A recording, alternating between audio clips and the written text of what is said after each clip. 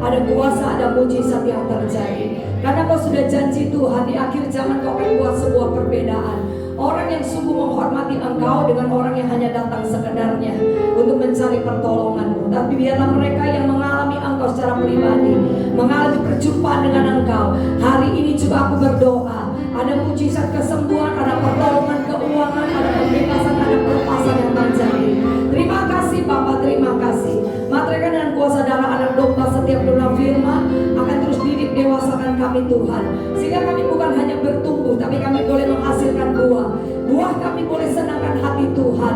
Dan hari ini besok akan sampai selama-lamanya. Kami boleh menikmati setiap janji Tuhan, ya dan amin. Tidak ada kekalahan, tetapi kemenangan demi kemenangan akan menjadi bagian hidup kami.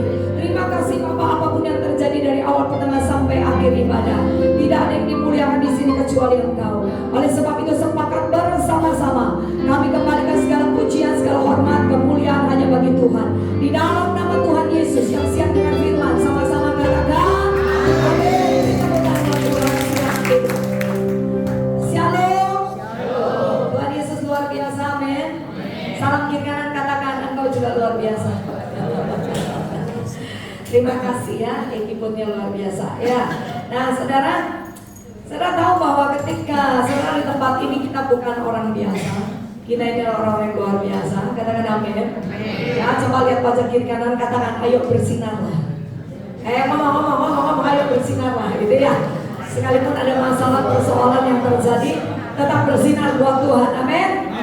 Ya, walaupun sedikit ya kondisi rohnya, alam rohnya sedikit pengen tidur, gitu ya. Tapi nggak apa-apa. Saya percaya kalau saudara sudah bersiap untuk datang ibadah, berarti saudara suka firman. Bukan suka didoakan toh. Karena penyakitnya gereja itu suka didoakan, makanya anak-anak Tuhan tidak bertumbuh dewasa dan tidak punya kuasa. Setiap ada masalah cari pendeta sehingga tidak punya kuasa. Ya nggak apa-apa juga kalau saudara mau hidup seperti itu seumur hidup, nggak ada masalah. Bagi saya nggak ada rugi, bagi pendeta-pendeta nggak ada rugi gitu ya. Tapi yang rugi saudara, karena kita masih hidup 100 tahun ke depan. Kau masih ngamen kan? Amin. Ya, masih hidup 100 tahun ke depan, berarti masih ada masalah-masalah yang akan kita hadapi. Ya, tahun depan saudara tidak akan pernah tahu apa yang akan terjadi. 2 tahun lagi, 5 tahun lagi, 10 tahun lagi, saudara nggak pernah tahu apa yang akan terjadi. Oh Bu, kalau saya sudah tua nggak ada masalah, kata siapa? Saya banyak ketemu dengan orang-orang yang sudah tua juga banyak air mata, banyak menangis. Tidak pernah mereka pikir kalau di hari tua akan menghadapi sebuah masalah. Nah, kalau mereka biasanya kuat berdoa di kamar doa, mereka tidak akan pernah menyerah, mereka tidak akan pernah putus asa, mereka tidak akan kehilangan pengharapan, mereka tetap jadi orang yang kuat, mereka akan hidup seperti apa kata firman. Di dalam Mazmur dikatakan orang benar berarti orang yang mengenal siapa Allahnya, orang yang berjalan sesuai dengan firman Tuhan. Nah, kita berkata orang benar semakin tua, semakin bertambah usia, semakin segar, semakin gemuk. Jadi yang gemuk-gemuk Alkitabiah ya, jadi gemuk terus gitu ya. Ya, ini bicara tentang gemuk secara rohaninya. Ya, semakin tua dia semakin segar. Segar itu berarti rohaninya, jiwanya segar. Kalau jiwa segar berarti tidak ada kepahitan, ya, tidak ada sakit hati, tidak ada sakit jiwa. Karena hari-hari ini banyak orang sakit jiwa. Dan yang paling banyak di gereja. Karena orang di dalam gereja itu berkedok kerohanian. Tapi sakit jiwa, coba bilang sama kiri kanan, itu bukan saya. Ya, orang yang sakit jiwa itu selalu berkedok yang namanya pelayanan, tapi kelakuan hidupnya menjengkelkan. Di mana orang ini ada selalu bikin masalah, mulutnya selalu dolak-dalik. Ya, nanti ngomong di sini A, ngomong di sana B, luar dalamnya tidak sama. Kalau Alkitab berkata orang munafik, luar sama dalam tidak sama, pikirannya, mulutnya, hatinya tidak bodoh semua, gitu ya. Banyak juga yang sakit jiwa, artinya ketika melayani tapi tidak ada kasih, tidak ada empati, tidak ada belas kasihan. Itu sudah tanda-tanda manusia akhir zaman, dan itu benar-benar terjadi hari ini. Bahwa banyak manusia itu punya kepentingan diri sendiri. Tapi saya lihat di sini wajahnya nggak begitu ya. Ya, saya khawatir nggak diundang lagi ya. Nah ya, kita harus jadi orang yang punya hatinya Tuhan. Hati Tuhan itu adalah kasih. Apapun yang terjadi, kasih itu tetap number one. Ya, nomor satu tetap kasih. Kasih itu tidak egois. Kasih itu tidak mementingkan diri sendiri. Kasih itu tidak tertawa di dalam penderitaannya orang lain. Amin, saudara. Dan kasih itu sabar untuk menanggung segala penderitaan. Nah, ini sih gak enak. Sabar menanggung segala penderitaan ini yang gak enak. Ya apa ya? Kok ya senyum more gitu loh ya. Saya nggak usah dipelototin. Tambah saudara melotot, kita pulang jam 10. Ya, kalau saudara sukacita berarti firman-Nya itu membangun, ya kan? Kalau saudara amin berarti saudara ngerti. Pokok nggak ada amin, nggak ada yes gitu ya, berarti saudara nggak ngerti. Saya khotbahnya 3 jam. Mumpung hari ini tadi pagi saya mestinya ada konseling sebuah keluarga, dibatalkan. Jadi hari ini saya belum ngomong. Jadi kalau saudara mau pulang cepat, amin terus dan pura-pura ngerti. Oh, gitu loh saudara ya. Ya. Tapi kalau saudara mau pulang jam 10 malam, menengok, saya akan terus ngomong sampai saudara bersuara. Itu ciri saya. Jadi saudara, kalau saudara mau pulang cepat, katakan amin. Pancen ya. Semua mau pulang cepat beneran ya. Nah, sekarang kita pergi ke Yakobus ya. Sabar menanggung segala penderitaan itu tidak mudah. Tapi kalau kita bersama dengan Tuhan, jadi mudah. Jadi enteng, jadi ringan. Percayalah, saya sudah melayani Tuhan 33 tahun. Dari saya pertama bertobat, saya sudah pelayanan sampai hari ini. Yang saya tahu, kita bisa jadi kuat, tetap berdiri dengan kepala terangkat sekalipun masalah datang silih berganti gitu ya. Hanya karena ada Yesus bersama dengan kita. Itu yang pertama. Yang kedua, karena kita suka firman, karena kita kenal setiap isi Alkitab itu adalah ya dan amin. Setiap apa yang Tuhan sudah janjikan, apapun yang Tuhan perintahkan, asal kita taat, maka janjinya akan tergenapi. Yang penting disertai ketaatan dulu. Doa toh tidak cukup loh saudara. Doa itu harus disertai ketaatan. Jadi kalau cuma suka berdoa toh juga tidak cukup. Harus juga suka baca firman. Karena doa dan firman ini satu paket yang tidak bisa dipisahkan. Bagaimana saudara bisa berkata, aku berdoa dengan iman, sementara iman timbul dari pendengaran akan. Nah, tanya kiri kanan, baca Alkitab tiap hari apa enggak lo? Coba ditanya, ya. Kalau baca Alkitab setiap hari, imannya setiap hari dibangkitkan. Imannya semakin besar, amin. Walaupun ada yang beralasan seperti ini, nggak ngerti bu baca Alkitab, nggak usah ngerti, pokoknya iso woco. Pokoknya nggak buta huruf, baca saja, ya. Karena isi firman ini Tuhan sendiri dan dia adalah roh. Nanti Roh Kudus akan ajarkan kita dalam setiap pengalaman hidup kita. Tapi kalau nggak pernah baca firman, kita tidak akan pernah dapat hikmat sorga. Nah, hikmat sorga ini bisa terrealisasi ketika engkau berdoa, saya berdoa. Tiba-tiba lagi jengkel, lagi marah gitu dengan seseorang ya. Misal, di sini kan semua maha pengampun tuh. Nggak ada yang punya kepahitan ya. Coba lihat wajah-wajah yang pahit itu, lihat wajahnya ya. Nah, itu pahit semua itu. Ya, jangan pahit sama pendeta, saudara rugi. Ya, itu dosa double porsi, saudara ya. Ya, enggak usah ya. Pendeta itu kalau salah, kalau punya dosa, saudara nggak usah ngurus. Dia diurus sama Tuhan sendiri. Karena beberapa wajah ini banyak kecewa sama pendeta.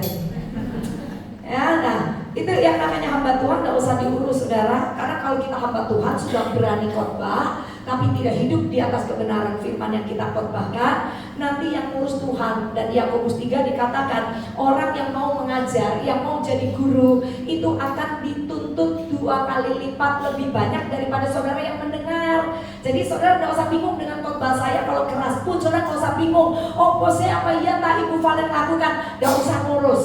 Nanti yang ngurus saya Tuhan. Dan saya ganjarannya 2 kali lipat daripada saudara. Karena yang khotbah itu harus bertanggung jawab dengan apa yang dia khotbahkan. Jadi bilang sama kiri kanan, gak usah urus pendeta. Ya, gak usah diurus ya. Saudara urus diri sendiri saja ya. Karena urusan kita aja gak habis, gak usah ngurusin yang lain-lain. Setuju katakan amin? Ya, saudara, sekarang kita pergi ke sini ya. Ke Yakobus 5 ayat yang ke-7. Coba saudara lihat. Tes.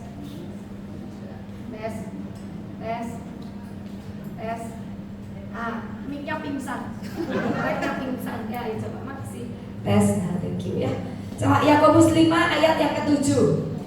Judulnya di situ bersabar dalam penderitaan. Udah enak ayatnya ya. ini tidak enak ini. Tapi percayalah, kalau saudara mengerti Tuhan lagi mau ngomong apa di hari ini, nanti hari-hari ke depan sampai akhir tahun, kemenangan besar itu adalah bagian kita. Karena yang namanya sabar itu salah satu adalah buah roh. Buah roh yang keempat. Kalau cukup orang ngomong ya. 4 itu berarti kaki meja. Nah kalau 4 kaki meja berarti kuat, apalagi 8, ya kan gitu ya. 8 itu apa saudara? 4 itu? Kaki meja dan kaki kursi ya. Coba saudara, ini kok semua menelingi saya. Ayo coba kita buka dulu lihat buah roh. Saya tanya yang keempat, ke-8 tidak ada yang ngerti. Coba buka Galatia 5 ayat 20. Kalau saya tidak salah, pasti tidak salah ya. Nanti kita ke sini. Galatia 5 ayat 22. Salah. Tetapi buah roh itu kasih, sukacita, damai, sejahtera. Terus kesabaran yang keberapa? 4. Kemurahan, kebaikan, kesetiaan, kelemah. Yang 8 itu apa? Lemah lembut. Sudah sabar, lemah lembut ya. Kalau kita orang Tionghoa mau cari pasangan katanya 4 tahun bagus. Kalau beda 8 tahun lebih bagus. Itu menurut mitos. Wong mama papa saya 8 tahun bedanya yo tukaran terus. Saudara tahu bukan masalah angkanya ya, tapi masalah buah rohnya. Yang penting buah rohnya itu muncul di dalam kita. Dan sabar itu tidak mudah. Betul apa betul? Sabar menghadapi seseorang, sabar menunggu waktunya Tuhan, ya tak? Sabar untuk kita ini disalahpahami, sabar untuk menanggung yang namanya kurang duit. Tidak ada kata miskin di sini. Katakan amin. Cuma kurang duit. Bilang cuma kurang duit. Ya, sabar tunggu janji Tuhan bahwa engkau akan berkelimpahan, diberkati limpah-limpah. Harus sabar. Tapi Bu, sudah 50 tahun aku ikut Tuhan yang ngene-ngene tok. Kenapa coba? Nah hari ini kita belajar ya. Nah sudah, ini kita lewat. Kita kembali ke Yakobus 5 ayat 7. Cuma supaya kita ingat kembali aja ya. Bersabar dalam penderitaan. Karena itu saudara-saudara, bersabarlah sampai kepada. Berarti boleh nggak kata sudah nggak kuat? Karena sabarnya 1 tahun, 2 tahun, 10 tahun atau sampai selama-lamanya. Berarti sampai Tuhan datang. Sampai Tuhan datang berarti sampai kita tutup mata, sampai kita menghembuskan nafas yang terakhir. Jadi sabar itu tidak ada waktu. Sabar itu akan terus sabar. Jujur kita semua sedang belajar tentang sabar. Dan itu akan terus. Satu masalah selesai, masalah lain muncul. Masalah ini selesai, masalah lain muncul. Iya apa ini? Iya. Ya, ini orang jujur masuk surga ya. Iya. Tapi belajar sabar. Nah sabarnya ini benar-benar kadang-kadang kalau kita cuma masalah uang saudara ya. Karena hari-hari ini saya masuk di area peperangan. Satu bulan itu Tuhan ajarkan saya tentang peperangan yang baru. Terus satu hal yang saya tangkap di tahun ini, bahwa ternyata masalah keuangan itu bukan masalah yang menjadi number 1 loh. Aneh kan? Padahal musuh Tuhan yang terbesar itu mamon. Tapi ternyata mengalahkan mamon itu adalah masalah yang paling mudah. Nah tingkat yang tertinggi yang paling susah menjadi musuh kita adalah ketika hati kita tersakiti dan kita tidak bisa mengampuni. Itu masalah terbesar. Tapi ketika seseorang sudah bisa mengampuni, dia mengalami yang namanya kemenangan.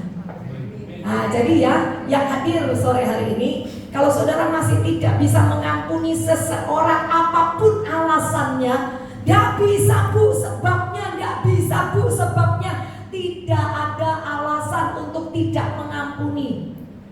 Karena satu ayat yang Tuhan katakan, jikalau kau dan saya tidak mengampuni orang yang bersalah kepada kita, maka Bapa di sorga juga tidak akan mengampuni kita. Setuju? Katakan amin.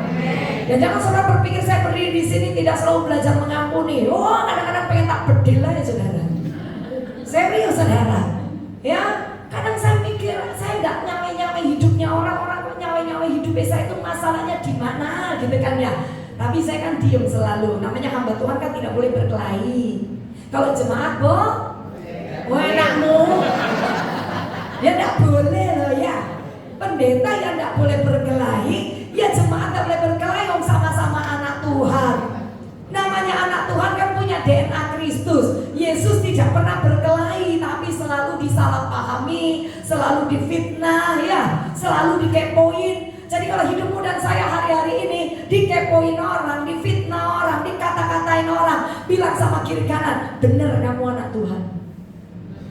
Ngomong cepetan. Tapi kalau saudara jenis yang saya tadi pertama ngomong, orang yang sakit jiwa, di mana-mana bikin masalah, terus saudara jadi bahan omongan, itu bukan DNA Kristus ya. Itu artinya harus mau mendengar dan berubah. Banyak orang Kristen tidak mau berubah pakai firman Tuhan. Firman Tuhan dijadikan senjata untuk menangkis kebenaran. Padahal firman Tuhan adalah kebenaran, tapi dijadikan pembenaran diri sendiri. Nah ini yang membuat kita ini sering membuka celah untuk iblis masuk menghancurkan. Ketika seseorang mulai meremehkan firman, ketika seseorang mulai melanggar firman, ketika seseorang mulai excuse gitu ya dengan firman, kalau aku berbuat dosa ini alasannya ini loh bu, seandainya enggak begini saya enggak mungkin lakukan ini. Loh pokoknya jenenge dosa tetap dosa. Bu saya ini bohong untuk hal yang baik loh bu, ada tak bohong hal yang baik. Setiap kebohongan akan menghasilkan satu keadaan yang lebih buruk. Jadi orang Kristen yang suka bohong, yang pertama keadaannya tidak akan baik. Yang kedua, ketika dia suka berbohong, dia akan menambah masalah baru kalau satu kali dia ketahuan berbohong. Betul nggak? Yang ketiga, orang yang suka berbohong, apalagi orang Kristen, maaf ya, apalagi orang Kristen, doanya tidak punya kuasa. Kau berdoa setan ngomong begini, konco podo konco, gak usah sok rohani lah, bayangin. Makanya saudara bisa lihat loh sebuah perbedaan di hari-hari di akhir zaman akan Tuhan buat banget perbedaan. Satu kali ditarik turun akan turun, yang naik akan naik. Yang naik siapa? Mereka yang hidup dalam kebenaran. Saudara perhatikan di akhir zaman, yang jatuh sampai kelindes itu nanti akan terjadi di tahun ini. Bapak-bapak yang setuju dengan dosa-dosa anaknya akan ditimpakan kepada bapak-bapaknya dosa anaknya juga. Kalau di Alkitab kan bilang begini, hari ini saya dapatkan satu ini. Kalau dulu kita lihat di Alkitab ada saudara ya, bapak-bapak kalau berbuat dosa akan ditimpakan kesalahannya kepada 4 keturunannya. Maka bapak-bapak di sini jangan berbuat dosa, katakan amin. Bapak-bapak di akhir zaman berbuat dosa, suka nonton film pornografi. Di sini nggak ada ya. Kok hening ya? Kok hening gitu loh, heran saya ya. Bahaya. Karena sekarang itu yang seliweran itu roh perselingkuhan, roh perzinahan, ya. Yang seliwer-seliwer itu roh-roh yang seperti itu. Karena Isabel sedang bekerja keras di akhir zaman untuk membawa umat Tuhan hidup di dalam jinah roh dan jinah secara tubuh. Jinah roh. Berjinah roh itu artinya kau datang tapi hatimu jauh dari Tuhan. Sudah ada kan di Injil Matius. Hai orang munafik, engkau beribadah kepadaku, tapi mulutmu memuji aku, hatimu jauh daripadaku. Itu sedang terjadi di akhir zaman. Gereja penuh, tapi isinya burung amprit. Gereja penuh, anak-anaknya tidak berbuah. Gereja penuh, bebas berbuat dosa. Yang penting aku pergi ke gereja. Yang penting aku ibadah. Yang penting aku percaya Tuhan sayang padaku. Walaupun berbuat dosa hari ini, minta ampun besok, Tuhan pasti mengampuni. Ini namanya mempermainkan Tuhan. Jenis-jenis yang seperti ini akan hidup dengan yang namanya banyak kesakitan. Kalau tidak mau bertobat ya, banyak kesakitan, banyak kemiskinan. Yang namanya pedang ya, penyakit sampar di akhir zaman akan tembus ke orang-orang seperti ini sekalipun kau Kristen. Setan itu ngerti, kita yang goblok, heran saya. Ya, setan itu pinter. Dia pakai firman, dia putar. Akhirnya ketika hari-hari ini banyak anak-anak yang dimanja sama orang tuanya, terlalu di cover, dilindungin sama orang tuanya gitu ya. Ketika anaknya berbuat dosa tetap dilindungin ya, karena berpikir supaya aku tidak terlihat bahwa didikanku salah, didikanku tetap benar, anakku number one gitu ya. Akhirnya membela anak, menutupi dosa anaknya. Loh, hati-hati saudara, ini akan masuk di Yeskiel 3. Ketika engkau menutupi dosa seseorang, maka dosa itu akan ditimpakan kepadamu. Nanti ketika orang itu mati dalam dosanya, kau juga akan mati untuk menanggung dosa orang itu, termasuk orang tuanya. Ini bahaya loh saudara. Kalau anak-anak kita bikin dosa, langsung tegur, didik dia, supaya saudara dan saya di hari tua tidak mengeluarkan banyak air mata. Sebab kalau orang tua tidak berani mendidik kebenaran firman dengan keras kepada anak-anak, nanti kita tua menangis karena tingkah lakunya. Setuju, katakan amin. Bukan berarti ngajak mereka ke gereja tok loh ya. Banyak anak muda datang ke gereja tidak konsentrasi, karena mereka itu generasi yang selalu pegang gadget. Jadi otaknya cuma isinya main, nonton, Instagram, boten-boten, gak penting-penting di otaknya. Jadi datang ibadah pun mereka tidak tahu datang ibadah seperti apa. Mereka nyanyi tidak nyanyi, mereka dengar firman, mereka juga tidak masuk ke otaknya mereka, tidak masuk dalam jiwa mereka. Bukan itu maksudnya, ya bukan itu. Tapi didik mereka setiap hari di rumah, punya waktu untuk ngobrol dengan mereka, karena generasi kita sedang dihancurkan sama setan. Generasi kita itu sudah dihancurkan sama setan, khususnya anak-anaknya orang Kristen, karena setan tidak perlu ganggu yang di luar sana. Yang di luar sana wes konco ya Pak ya. Tapi saudara dan saya ini musuhnya dia. Kita ini musuhnya setan. Katakan amin. Bilang kiri kanan, bukan musuh mertuamu. Musuhnya setan. Kalau kita tahu musuh kita adalah setan, setan juga tahu musuhnya yang dia adalah kita. Dia tidak akan pernah tinggal diam. Setiap ada kesempatan, setiap ada lubang, dia akan lemparkan anak panah. Dan itu akan membawa kehancuran dalam rumah tangga, itu akan menghancurkan dalam bisnis, dalam kehancuran moralitas, mentalitas, karakter, sehingga orang Kristen tidak bisa jadi berkat. Ditaruh di mana orang Kristen bikin masalah, taruh di mana orang Kristen jadi masalah. Pendeta ditaruh di sini bikin masalah, pendeta ketemu pengusaha bikin masalah. Di sini nggak ada, katakan amin. Salam kiri kanan, katakan beneran di sini nggak ada. Karena banyak ya para pengusaha kecewa sama pendeta. Nah ngomongnya sama saya lagi ya, ngomongnya sama saya. Pendeta mau ini telepon saya, pendeta mau ini telepon saya. Saya bilang, Pak, saya nggak pernah telepon gue loh.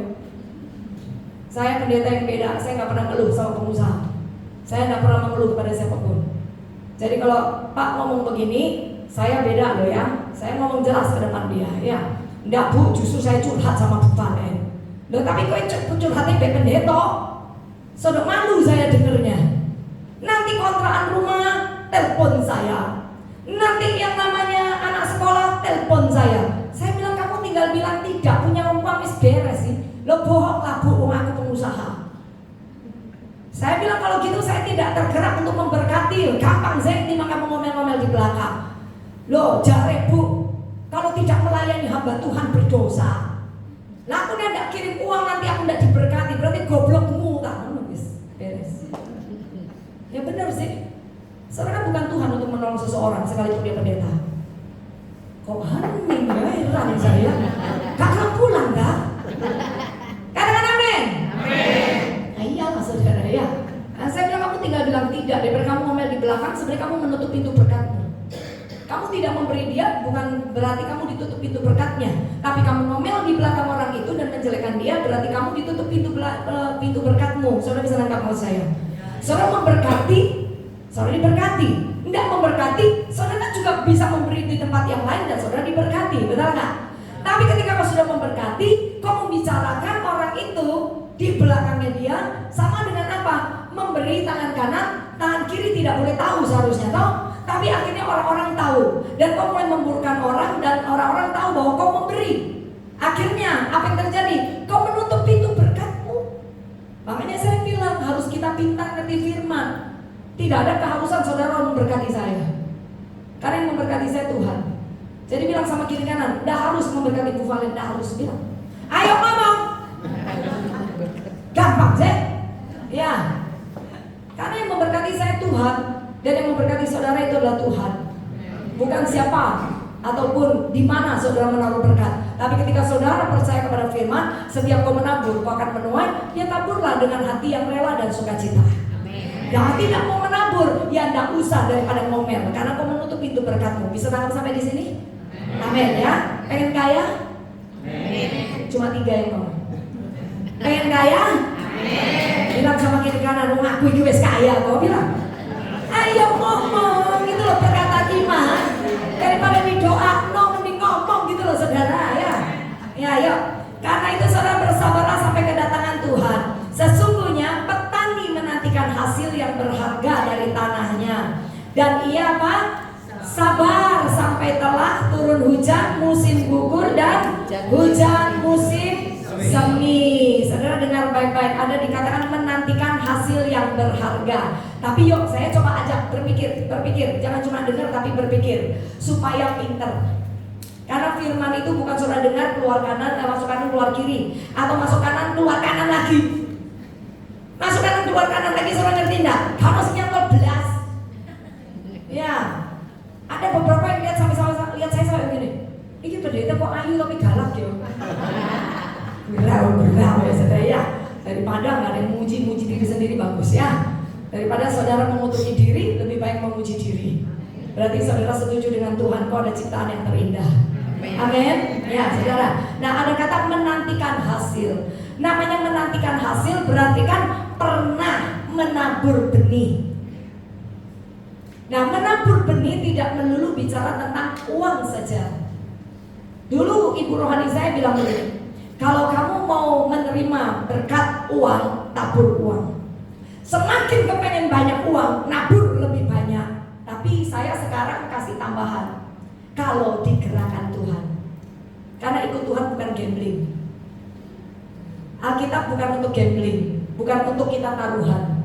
Saya naruh, saya dapat 10 kali lipat, 30 kali lipat, 100 kali lipat, nah.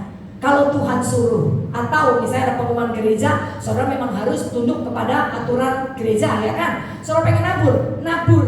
Kalau tidak punya, tidak usah dipunya-punyain, tidak usah takut untuk tidak diberkati, karena Tuhan itu melihat hati. Ya, nah kalau saudara mau naburlah. Berapa yang kau punya? Itu masalah keuangan. Terus ibu rohani saya bilang begini, kalau kau mau minta hikmat dari Tuhan, kalau kau punya lebih, sekolahkan anak-anak yang tidak bisa sekolah. Ini menurut beliau kan berdoa. Nah dia bilang sekolahkan anak yang tidak bisa sekolah kalau kamu punya lebih. Kalau tidak, ya kamu belajar untuk kadang-kadang bisa menyumbang ke panti asuhan dan sebagainya. Dia ngajarin tentang tabur tuai, gitu ya. Nah sekarang saya mau ngajarin ini karena tadi juga waktu kita nyembah itu muncul di pikiran saya ya. Kalau saudara tidak, yang namanya menabur doa. Menabur doa berarti siapa yang menabur? Saya atau saudara? Saya pengen menuai, berarti yang harus menabur siapa? Yang kenceng korek. Kok cek wedine gak didoa? No. Iya. Kalau saudara mau menuai, berarti yang harus menabur siapa? Doa itu benih loh. Saudara tahu doa itu benih. Selama saya ikut Tuhan sampai hari ini, yang saya tahu, yang saya terima hari ini, itu semua adalah benih doa. Rata-rata itu benih doa. Tumbuhnya kapan Bu? Tergantung Tuhan. Bisa 1 tahun, bisa 2 tahun, bisa 3 tahun, bisa 15 tahun, bisa 30 tahun. Tetapi benih itu kalau dijaga dengan iman, dijaga dengan pengharapan, benih itu tidak akan pernah mati. Nah, kalau ada iman, ada pengharapan, pasti ada kesabaran. Nangkap ya? Dan itu tidak mudah. Saya mungkin sudah pernah saksikan saudara ya. Saya ini selalu ada di kamar doa. Kamar doa itu selalu ada di situ, dalam arti kamar doa itu tempat yang saya tidak akan mau tinggalkan. Karena ketika saya sakit, saya lemah, saya tersakiti, saya tidak punya uang, saya disalahpahami, ya, saya ditinggalkan. Kamar doa itu menyembuhkan saya. Kamar doa itu mengajarkan banyak hal tentang kehidupan yang sebenarnya. Disitulah ada pewahyuan, di situ ada penglihatan, di situ ada karunia yang dimunculkan, di situ ada yang namanya pelukan tangan Tuhan, di situ ada penyertaan Tuhan. Itu kamar doa. Dan menabur itu dengan iman, saudara. Coba saya kasih contoh. Terakhir saya kemari, nggak tahu saya udah beli rumah apa belum ya. Waktu itu saya kemana-mana, kalau saya kesaksian gitu ya. Kalau saya khotbah, saya kemana-mana. Nah awalnya saya ini bangkrut kan, suami bangkrut, saya bangkrut nih. Suami bangkrut, saya ikut bangkrut, iyalah. Kan suami bangkrut, istri ya ikut bangkrut. Apalagi dulu saya tidak bekerja, ya saya cuma hidupnya pelayanan aja gitu kan. Nah saudara, singkat cerita, kita nggak punya uang, sudah bangkrut habis, mobil dijual, rumah dijual, jual semua dijual, nggak punya apa-apa lagi. Sudah kita benar-benar minus. Kita ini minus, kita ini memulai hidup dari minus dan kita tidak pernah minta-minta. Bahkan ada orang yang nggak tahu kalau kita ini pernah minus. Saya ini pernah jualan, yang namanya spray, jualan batik, ya baju batik, pernah buka depot penyetan. Saudara lihat saya hari ini, saudara kalau saya cerita saudara nggak percaya. Naik sepeda motor kemana-mana, kehujanan, kepanasan, pelayanan, nggak kena ayu saudara. Hari ini kan lumayan kalau jambul ini. Coba naik sepeda motor, jambulnya terepes saudara ya. Nggak bisa, rambut saya kan dulu panjang ya kan. Praktis saya ikat satu aja, nggak pernah ayu, foto-fotonya wes tuwek kabeh wis gitu ya. Ya tapi tidak ada masalah, karena namanya perjalanan perjuangan iman, oh gitu ya. Setiap hari saudara dalam kondisi yang kayak seperti itu, saya cuma doa, saya cuma ngomong sesuai firman. Aku tidak percaya miskin, aku percaya hidup berkelimpahan, karena aku ini anakmu. Ya 1 tahun, 2 tahun, 3 tahun, lama saudara. Naik sepeda motor kemana-mana sampai kehujanan saudara, kepanasan, sakit kepala, les pokoknya gitu. Waktu pelayanan ya. Tiap kali saya khotbah di mimbar, satu saat saya ngerti bahwa firman berkata, iman itu timbul dari pendengar firman Tuhan. Jadi saya tiap hari ngomong di kamar doa, saya juga ngomong deklarasikan supaya iblis dengar bahwa saya percaya Allah memberkatiku. Ya, dan saya ngomong di mimbar, tahun depan Ibu Valen beli mobil. Mungkin saya pernah juga loh di sini. Waktu zaman saya naik sepeda motor, saya bilang tahun depan Ibu Valen beli mobil. Ini di mimbar loh ya. Dan yang dengar kan semua orang, banyak orang nih ceritanya. Dan apa yang terjadi tahun depan? Kak tuku, engkau lah duit saudara ya. 1 tahun saya ngomong, 2 tahun saya ngomong, 3 tahun saya ngomong. Sampai ada jemaat di sebuah gereja, tiap kali saya datang dia duduk sudah begini ibu itu. Dia sudah tahu pasti dia akan menyinggung mobil lagi. Dan saya masih ngomong, tahun depan Ibu Valen beli mobil. Nah sering kali saya terlalu berani untuk ngomong begini di mimbar. Kemudian ada salah satu teman saya, dia bilang gini, Cece, khotbahmu ini terlalu vulgar. Bu ya jangan begitu. Nanti kalau nggak terjadi gimana? Loh aku ini percaya terjadi, makanya aku ngomong. Ini nggak terjadi, nggak mungkin nggak terjadi, pasti terjadi. Piye saudara? Coba bilang sama kiri kanan, gendeng. Kan gendeng banget. Kau itu pendeta cek. Nek nggak terjadi gimana? Lo justru aku ini pendeta, aku percaya firman Tuhan ya dan amin, aku ngomong. Saya ngerti maksud saya? Ini namanya benih yang saya tabur. Dan selama saya ngomong dengan iman, iblis dan saya nyuri ini. Siapapun yang mau menggoyangkan, tentang saya bilang saya percaya, pasti jadi. Tahun depan saya beli mobil. Walaupun mobilnya waktu itu pertama-tama beli mobil Jili Panda, lucu kayak saya, bunder gitu kan ya. Ya punya China gitu kan. Nah saya beli aja dengan iman Tonda ya. Nah beli itu, terus kok tempat pelayanan di gereja yang ibu itu wes gini. Saya pakai mobil itu, saya kesaksian di mimbar lagi. Hari ini imanku terjawab, sudah tumbuh dan jadi, ya kan gitu. Hari ini Bu Valen bawa mobil loh, hari ini nyetir mobil loh gitu kan ya. Selesai ibu itu saudara datang ke saya langsung dipeluk. Akhirnya Bu, saudara. Dia menunggu rupanya. Tak enteni kan gitu ya. Tapi aja ngomong tak enteni jandamu ya. Nah ya, tak enteni gitu kan ya. Di situ saya ngerti. Setan juga nunggu. Kira-kira imanmu bisa kuat sampai berapa lama? Berapa lama kamu bisa bertahan? 1 tahun gak dijawab, 2 tahun gak dijawab, 3 tahun gak jawab. Jangan cari pertolongan manusia. Perkatakan setiap hari di kamar doamu, ketika kau bekerja, ketika kau naik sepeda motor, perkatakan itu sudah doa. Kau sedang berperang sama setan. Karena hari ini juga sesungguhnya berkat itu sudah ada. Hanya ada yang nahan. Siapa yang nahan? Iblis. Iblis nahan, saudara harus rampas. Dengan cara apa? Doa dan perang. Kalau saudara berhenti berdoa dan berperang, iblis akan terus nahan. Ada yang namanya langit kedua. Di situ ada Mikael dan seluruh angkatan perangnya di situ. Ada malaikat perang di situ. Selama kau tidak berdoa, mereka diam semua. Selama kau berdoa, tiap hari kau berdoa, peperangan sengit akan terjadi. Dan pastikan bahwa yang menang itu pasti Mikael dan tentara perangnya. Katakan amin. Beri tepuk tangan buat Tuhan Yesus ya. Nah, kan sudah diajarin sabar terus menabur. Nah, tadi saya udah ngomong berkat itu ada nggak ayatnya? Ada, supaya tetap sabar. Ya, tapi nggak usah lama-lama. Mau 1000 tahun baru terjawab. Makanya perang tiap hari. Kau nggak akan pernah tahu ternyata besok sudah datang. Kau nggak tahu minggu depan sudah datang. Kalau kau berhenti berdoa, berarti dari nol lagi. Jangan berhenti berdoa. Tetap dengan keyakinanmu dan percaya bahwa Allahmu itu adalah Allah yang membela hidup kita. Amin. Coba buka ya, Markus 11 ayat 23-24. Saya ngalir sedikit ya. Saya selesai jam berapa sih? Tadi katanya boleh Bu didoakan, boleh, tapi jangan banyak-banyak lah ya, enggak penting-penting pulang ya. Ini wajahnya orang sugih kabeh kalau aku doa-doa ya. Yang sakit hati aja datang cari saya ya. Nah coba, nanti saya selesainya 6:30 boleh? Boleh lah ya, enggak boleh tak terus no. Ya, kita selesaikan 15 menit lagi ya. Coba, sudah ya.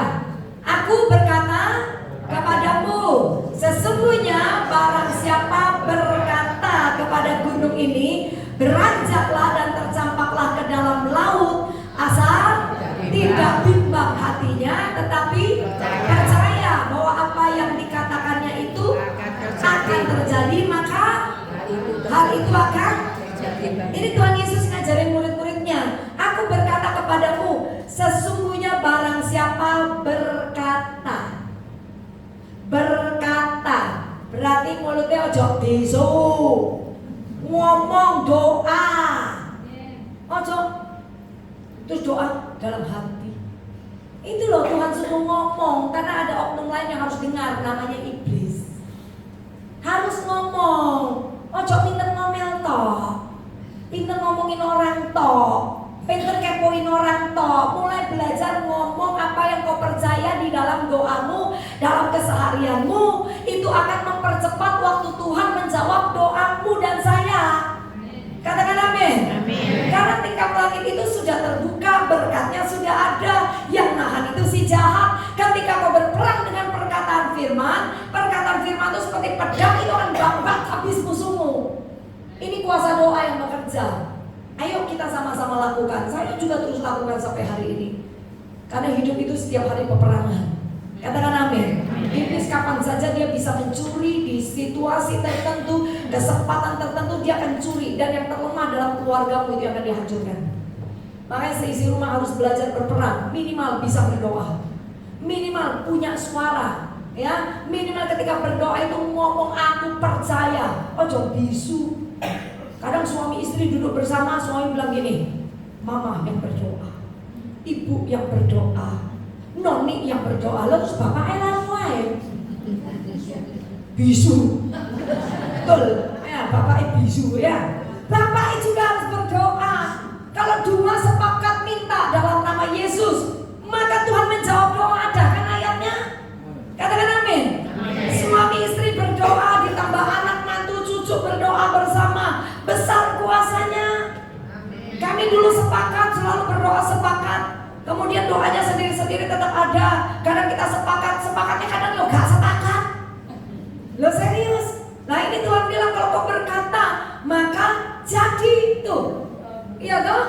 Bahwa apa yang dikatakannya itu akan terjadi. Masih ada kata akan, berarti besok kan masih akan, minggu depan masih akan. Tetapi kalau akan terjadi saja, ini sudah cukup baik untuk kita percaya pasti satu saat jadi. Amin. Tapi kalau tidak pernah berdoa, Yakobus 4 nanti baca di rumah ya. Kenapa doamu tidak dijawab? Salah satunya karena kamu tidak berdoa. Dan yang kamu doakan hanya untuk keinginan hawa nafsumu. Tapi salah satu yang saya harus pegang, karena kamu tidak berdoa. Kamu boleh, maaf ya, saya coba rubah supaya kita dewasa semua. Boleh minta didoakan, tapi masuk berminggu rek. Kabeh mbak Tuhan suruh munyak-munyak dasmu. Masuk berminggu, hati-hati loh, bisa transfer roh. Loh itu loh di Alkitab ngomong Paulus tidak gampang-gampang menumpangkan tangan. Karena Paulus sendiri sebagai pendeta, dia tidak mau roh yang orang dia doakan pindah ke dia. Ngerti saudara? Kalau saya percaya, saya tiap hari tutup bungkus dengan darah Yesus, saya doakan siapa saja oke. Tapi saudara kan tidak akan mengerti kondisi saya ini siapa. Ada hamba Tuhan lesbi, ada sing homo, ada. Mari didoano, saudara datangnya gagah, mulai ini. Mateng ya. Iya, roh itu transfer loh, hati-hati makanya. Ini enggak penting-penting, jangan belajar doa sendiri. Soalnya kadang minta kami doakan, maaf ya, pendetanya kayak utang. Lu kan enggak ngerti. Terus minta berkat, transfer ke roh utang, dol. Tapi bukan itu doa. Impartasi roh itu dari penumpangan tangan, tau enggak? Ini gak percaya. Saya ini doa orang, enggak ada rugi. Karena saya ini saluran. Setiap berkat yang akan sampai ke saudara, ke saya dulu. Saya ini salurannya. Saudara putar keran, saya ada di sini. Ini yang didoakan. Keran ini sumbernya Tuhannya. Ini salangnya itu saya yang mendoakan. Ini objek yang didoakan ya saudara, ya kan? Nah kalau kerannya diputar, kemana dulu coba? Selang tuh. Berarti kalau 1000 orang yang saya doakan, berapa banyak berkat yang saya dapat? Ada nggak keuntungan buat kalian? Wah, keuntungannya banyak sekali. Tapi saya tidak mau kalau anak-anak Tuhan terus hidup di dalam kekalahan karena hal yang satu ini. Saudara harus mulai berubah. Jangan punya mentalitas korban dan mentalitas miskin. Ya, saudara harus belajar jadi dewasa. Karena pertempuran itu bukan milik siapa-siapa, itu milik kita pribadi sama Tuhan. Dan kalau kita berjalan dengan Tuhan, iblis tidak akan pernah berkuasa. Alkitab berkata kalau Yesus ada bersama denganku, siapa? Lawanku. Ngerti ayat KB dulu. Saudara harus ngerti berjalan dengan Tuhan itu salah satunya adalah membangun hubungan dengan Dia setiap hari. Bukan rajin datang ke gereja tapi tidak pernah berdoa. Katakan amin. Oke, kita naik ke 24. Ojo ngamuk yo. Saya nggak ngamuk loh ini dah. Saya ngajar. Ya, ayo 24. Karena itu aku berkata kepadamu, kata Tuhan Yesus. Ya, toh aku berkata apa saja. Apa saja itu berarti masalah apa saja. Coba pegang. Berarti bukan cuma satu yang dia bisa selesaikan. Apa saja. Hari ini kalau masalah datang bertubi-tubi, tang, Tuhan janji apa saja. Berarti bisa nggak dalam waktu sekejap semua masalahku langsung diberesin Tuhan? Bisa nggak? Amin. Bisa. Suka-suka Dia. Bagaimana kita belajar sabar untuk menantikan hasil panen. Tapi kalau benih tidak pernah ditabur, lu mau panen dari mana? Punya tetangga, enakmu. Kadang ada jemaat gini, Bu Valen foto ya foto. Kayak mau foto terus, ketemu tak gitu. Kadang guyon tau. Foto lah Bu, biar impartasi. Enakmu aku doa 3 jam, gue gak doa impartasi. Impartasi apa? Setiap orang bertanggung jawab dengan iman masing-masing. Nggak ada impartasi yang model kayak begitu ya. Bu, doa no Bu supaya bisa seperti Bunda, bisa. Kamu istimewa, saya istimewa. Jangan kepengen seperti saya. Jadi dirimu sendiri. Belum tentu kamu tidak lebih hebat dari saya. Betul nggak sih? Karena setiap orang itu istimewa di hadapan Tuhan. Nggak ada di sini orang biasa. Semua istimewa. Dan jangan mengistimewakan seseorang. Istimewakan Yesus. Amin. Karena kau harus ngerti kau dan saya ini sudah istimewa. Jadi nggak ada yang lebih istimewa dari saya. Saya paling istimewa, bilang saya paling istimewa. Supaya kau tidak mengandalkan siapapun dalam hidupmu, tapi mengandalkan Yesus. Amin. Ya, kita lihat. Karena itu aku berkata kepadamu, apa saja yang kamu minta, apa saja yang kamu minta dan apa saja yang kamu minta dan salah ayatnya, kurang. Apa saja yang kamu minta dan didoakan oleh Tuhan. Ini ayat harus dirubah. Nah, mau mana? Ya, ayo lihat baik-baik ini loh. Ya, coba. Ya, enggak apa-apa. Saya ini sering kali udah nggak diundang di beberapa gereja persekutuan doa yang isinya selalu ngantri doa. Karena saya enggak mau nanti bertanggung jawab sama Tuhan. Tapi hari ini saya udah setuju mau doakan. Tapi saya mau ngajar supaya besok-besok tuwek ore gitu loh, tuwek gitu loh, bukan dewasa loh, tuwek bes gitu loh. Ya saudara, saya udah janji oke, tapi saya mau mengajar ini supaya besok-besok ayo belajar doa di kamar doa. supaya nanti kalau nggak penting-penting bisa pulang cepet toh. Malam minggu, malam pacaran sama suami gitu. Ngapain juga di gereja lama-lama? Kau udah berdoa di rumah, tinggal dengar firman, iman timbul, doa lagi di rumah. Pulanglah ke rumah, kumpul dengan keluargamu. Setuju ya? Oke. Ya. Apa saja yang kamu minta dan doakan, percayalah bahwa kamu telah menerimanya. Kamu telah menerima. Nah, maka hal itu akan diberikan kepadamu. Percayalah sudah menerima. Tapi buka mata, ada atau belum? Belum. Doa lagi, percaya sudah menerima. Tapi buka mata, ada apa belum? Belum. Besok masih mau doa lagi? Besoknya lagi? Tapi belum.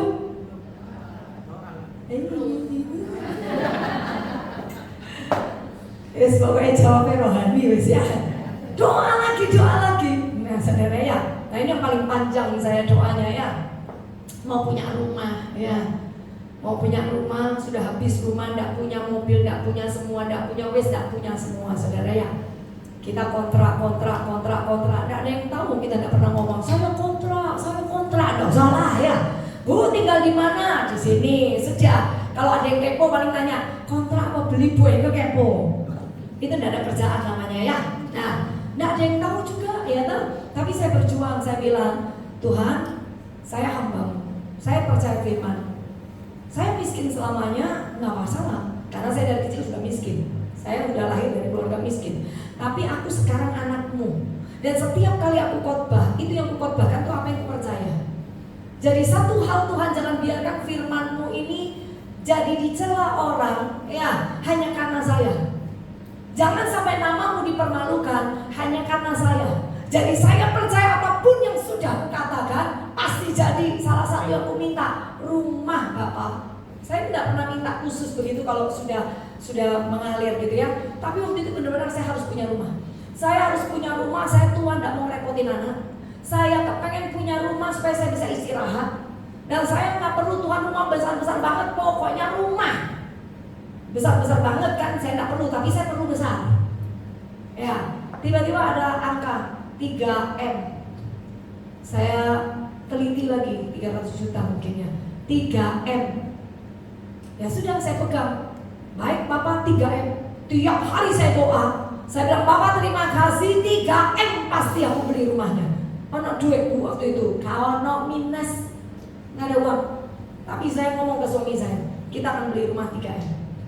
Suami saya, amin, awalnya ngono. Tapi di 1 tahun 2 tahun gak ada duit. Saya khotbah di mimbar, saya bilang 1 hari Ibu Valen akan beli rumah 3M. Saudara mungkin tidak pernah dengar, tapi beberapa gereja saya sudah ngomong, Bu, waktu ngomong ada uangnya? Tidak ada. Kok gak wedi? Kenapa wedi yang janji Tuhan? Ngapain takut yang janji Tuhan? Katakan amin. Ada satu saya ngomong, saudara pikir berapa tahun saya ngomong itu? 10 tahun saudara. 10 tahun saudara. Sampai akhirnya suami saya bilang gini, lah mau beli rumah 3M, 1,5M gak cukup kah? Gitu saudara. Karena kita gak punya uang. Terus saya ngomong gini, kita ini loh di Surabaya Barat, dulu kan kami di Sidoarjo. Terus waktu dipindahkan Tuhan, pertama kali kita di Surabaya Barat, itu rumah kasih karunia ya. Artinya saya bayar pajak, bayar ini apa, tapi kita tidak kontrak dengan harga yang sangat mahal dan ukurannya itu 9x20 2 lantai. Waktu pindah di Surabaya Barat, kita kumpulin uang, nggak kekumpul-kumpul. Rencana cuma 3 tahun di tempat itu rumah temen ya, 3 tahun tok di situ. Tapi tetap nggak kekumpul-kumpul. Akhirnya waktu ngobrol sama suami saya bilang gini, kenapa nggak beli yang 1,5M saja? Saya bilang mau Surabaya mana? Saya suka Surabaya Barat. Surabaya Barat 1,5M itu loh, rumah ukuran piro. Terus suami saya tanya, rumah mau gede-gede mau ngapain? Ya nanti nak putu-putu main ke rumah. Benda uyel-uyel lah. Nah ini alasan saya. Terus suami bilang begini, yakin tak 3M itu dari Tuhan apa dagingmu? Nah enggak sepakat toh? Loh sering kali kan enggak sepakat. Tapi saya enggak pusing. Wong podo-podo diberkatinya datangnya dari Tuhan. Suami saya juga diproses keuangan sama Tuhan kok. Saya juga punya berkat sendiri, suami punya berkat sendiri. Dan saya percaya kapan saja bagaimana caranya Tuhan bisa. Yang penting apa? Sabar. Setahun, 3 tahun sampai saya tinggal di situ. Kira-kira hampir 6 tahun ya, dan itu dapat doanya itu dari saya masih di Sidoarjo kontrak. Saya di Sidoarjo udah kontrak, udah bangkrut di Sidoarjo ya. Doa tiap hari saudara dengan air mata cuma ngomong 3M loh Bapak. Aku gak tahu caranya tapi aku percaya 3M. Tiap hari ngomong saudara. Sampai saya berani ngomong di mimbar. Satu hari Ibu Valen akan beli 3M harga rumahnya. Yang jemaat amin. Tapi kalau sini wangi amin toh ya, tapi ya puji Tuhan ada yang amin kan gitu ya. Sampai di satu saat saudara ada 50 juta Tuhan suruh nabur. Baru kumpul 20 juta suruh nabur. Ada cepet tiaw suruh nabur. Yang paling akhir nabur untuk mama saya. Mama saya ulang tahun. Habis dan tabungan saya disuruh pestain gede gitu ya di Kalimantan. Ternyata itu mama saya ulang tahun pertama dan yang terakhir. Dari kecil dia tidak pernah ulang tahun karena hidup jadi orang susah. Tidak pernah ulang tahun mama saya. Waktu itu Tuhan taruh di hati saya. Singkat cerita aja. Saya ngomong lagi, Tuhan, tidak punya uang bisa ulang tahun. Oh, kapan aku beli rumah? Tuhan cuma bilang gini, umur orang tua kamu tidak pernah tahu. Tapi berkat kamu percaya nggak? Aku bisa memberkatimu. Saya setuju sama Tuhan. Saya buat pesta di Kalimantan ya. Mama saya tidak tahu. Kita bikin kejutan, gitu ya. Singkat cerita, uang saya habis. Itu di bulan 5 uang saya sudah habis. Bulan 6 saya akan pulang ya karena mama saya ulang tahun. Nah, waktu bulan 5 itu saya ngomong sama Bapak di surga. Saya bilang, Pak, uangku sudah habis untuk ulang tahun mama. Saya transfer adik saya ngurus di sana. Ya, saya bilang saya tidak punya uang lagi. Bulan depan saya akan pulang. Saya minta uang jajan sama uang tiket. Nah, saya tidak punya tempat untuk minta uang, saudara. Orang tua saya susah, mertua saya juga susah. Mau minta siapa? Saudara, jangan. Saya pendeta satu-satunya, malu saudara ya. Saya percaya firman, saya minta-minta sama saudara. Mereka bilang ini, lalu khotbah apa aja di mimbar? Lu pelayanan model apa aja? Kalau uang aja lu minta-minta saudara. Saudara paham nggak maksud saya? Akhirnya saudara, waktu saya ngomong begitu, Tuhan gak pakai tanggung-tanggung. Itu saya sudah taat sekian tahun untuk nabur itu sudah terlalu taat saudara. Sampai tidak bisa ngumpulin uang. Tapi percuma, ngumpulin 100 juta aja butuh 2, 3, 4 tahun saudara. Wong jenenge hamba Tuhan itu loh dapat duit dari mana? Kecuali ngerengek-ngerengek sama tetangga.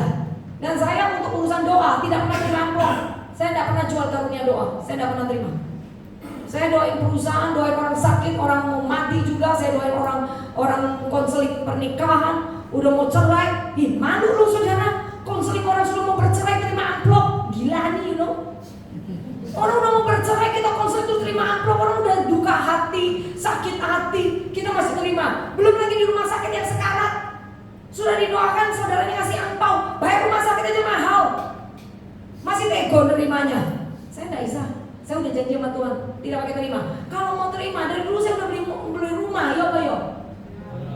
Oh iya. Kok gak pernah jadi pendeta kok yo. Nah, ya saudara ya. Nah, akhirnya singkat cerita, tiba-tiba ada yang telepon saya. Saya minta nomor rekening.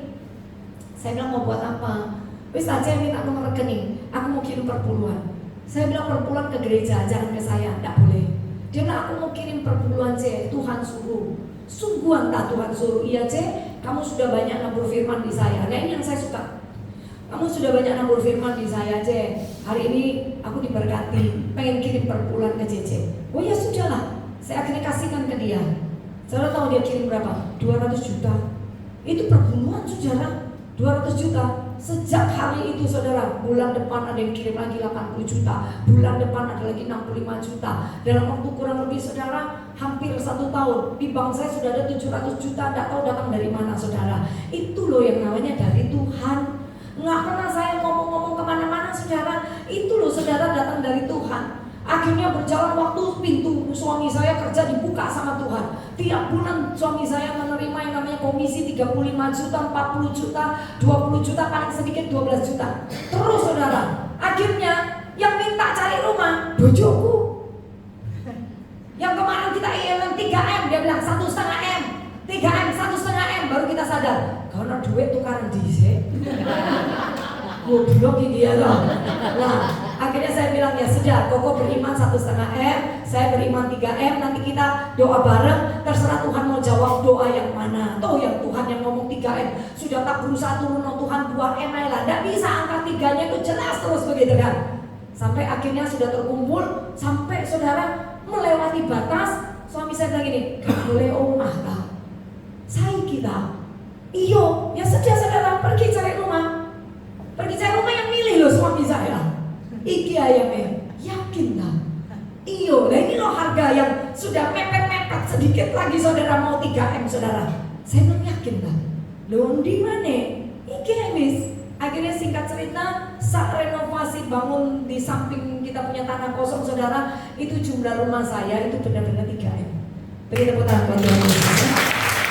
Harga rumah saya itu benar-benar 3M. Dan Tuhan tambahin apa?